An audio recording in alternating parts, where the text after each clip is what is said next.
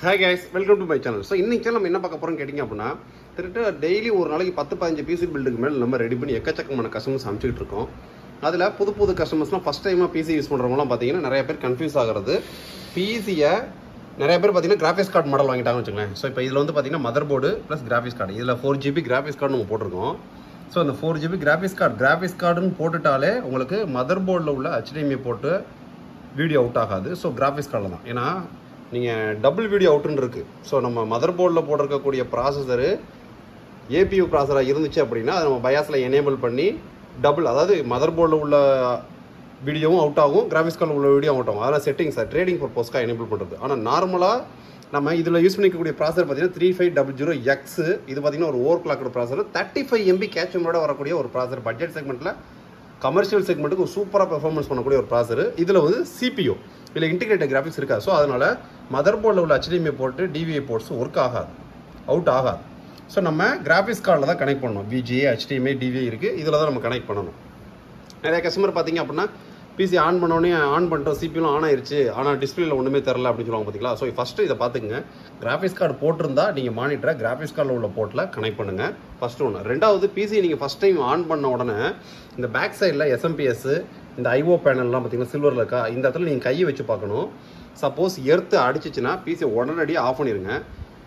ஒரு எலக்ட்ரிஷியனை கூப்பிட்டு ப்ராப்பராக எர்த்து போட்டுட்டு அப்புறம் பிசியை யூஸ் பண்ணுங்கள். ஏன்னா அப்போதைக்கு உங்களுக்கு ஆன் ஆயிரும்.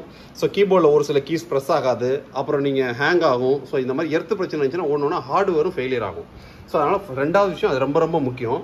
மூணாவது, உங்கள் வீட்டில் இருக்கக்கூடிய இன்வெர்டர் பேட்டரி லேட்டஸ்ட் ஷைன்வே டெக்னாலஜி இருக்குது அப்படின்னா யூபிஎஸ் நிறைய பேர் தேவைப்படாது. ஆனால் எல்லார் வீட்லையுமே அதே ஷைன்வே டெக்னாலஜி ஆன்லைன் யூபிஎஸ் போட மாட்டாங்க. ஸோ அதனால் யூபிஎஸ்ன்றது கண்டிப்பாக ரொம்ப முக்கியம். ஸோ நீங்கள் பிசி மானிட்டர் எல்லாத்தையுமே யூபிஎஸ்ல கனெக்ட் பண்ணிட்டீங்க அப்படின்னா லோ வோல்டேஜ், இடி மின்னல் இந்த மாதிரி நேரத்துலலாம் பவர் ஃப்ளக்சுவேஷன் சிபியூக்கு கரெக்டாக கொடுக்கும்.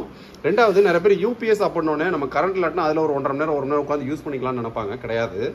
ஸோ ஒரு பேசிக் கம்ப்யூட்டர் யூபிஎஸ் சின்னதாக வரது ஒரு 2000 ரூபாய். அந்த 2000 பட்ஜெட்டுக்கு அது யூபிஎஸ் கிடையாது, அது பேர் ஸ்டெபிளைசர். அதில் ஒரு சின்னதாக ஒரு பேட்டரி கொடுத்துருப்பாங்க, அவ்வளோதான்.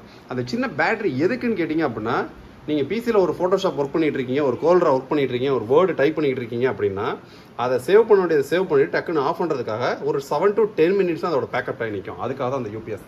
இல்லை நீங்கள் ஆல்ரெடி இன்வெர்டர் வச்சிருக்கீங்கன்னா அந்த இன்வெர்டருக்கு மாறுறதுக்கான சப்போர்ட்டிங் கொடுக்கறது தான், அந்த பிசி ஆஃப் பண்ண விடாமல் பார்த்துக்கிறது தான் அதோட வேலை. ஸோ இதான் ஏன்னா பேசிக் பிசி பையர்ஸ் எல்லாமே தெரியும். ஸோ இந்த கஸ்டமர் பார்த்தீங்க அப்படின்னா ஆல்ரெடி பிசி பர்ச்சேஸ் பண்ணிட்டு இது 2வது பிசி 3வது பிசி நம்ம வாங்கிட்டு இருக்காங்க. ஸோ இது கஸ்டமருக்கு 3500X MSIயோட pro series A520 mother board. So dual பேண்டுக்கான wifi receiver, 4GB graphics card, 16GB RAM, customer feature தேவை இன்னும் 6GB போட்டுக்கலாம். 512GBக்கான ஹைஸ்பீட் NVMe, 2 ARGB ஃபேனோட வரக்கூடிய ஒரு சூப்பரான Fingers cabinet, Windows 11 Pro OS install பண்ணி அதுக்கான life time digital license key, ஒரு சாம்சங்கோட 24 inch கர்வ்டு மானிட்டரு, ஒரு கீபோர்ட் மவுஸு, ஒரு யூபிஎஸ், எல்லாமே சேர்த்தே பார்த்தீங்கன்னா கஸ்டமருக்கு 40K பட்ஜெட்டில் போகுது. ஸோ இந்த மாதிரி கஸ்டமரோட பட்ஜெட்டும் ரெக்யர்மெண்ட்டுக்கும் தகுந்த மாதிரி நம்மள்ட்ட ஃபுல் செட் பிசி ஸ்டார்டிங் 11,000 இருக்குது, வித் யூபிஎஸோட 13,000 ரூபாய். So basic segment. அதுக்கு கீழே 7,000 6,000 8,000 பிசிஸ் இருக்குது. அதெல்லாம் பார்க்க பிசி மாதிரி இருக்கும், ஆனால் நீங்கள் பெருசாக ஒர்க் பண்ண முடியாது. ஒரு பவர்ஃபுல்லாக NVMeயோட பிசி ஆன் பண்ணோம்னா 20 to 30 செகண்டில் ஆன் பண்ணி கடகடன் ஒர்க் பண்ணக்கூடிய ஒரு பிசின்னு பார்த்தீங்க அப்படின்னா மானிட்டர், கீபோர்ட், மவுஸ், CPU எல்லாமே சேர்த்து 11,000 ரூபாய் வரும். யூபிஎஸோட சேர்த்து 13,000 ரூபாய் வரும். அதுக்கு அடுத்து உங்களோட பட்ஜெட்டு கூட காம்பனன்ஸோட குவாலிட்டி கூட்டிகிட்டே போயிட்டே இருக்கும். ஸோ நீங்கள் பேசிக் லெவல் வீடியோ எடிட்டிங்க்குன்னு ஒரு பிசி போகிறீங்க அப்படின்னா ஸ்டார்டிங் செக்மெண்ட்டே 30க்கு மேலே தான் போகணும்.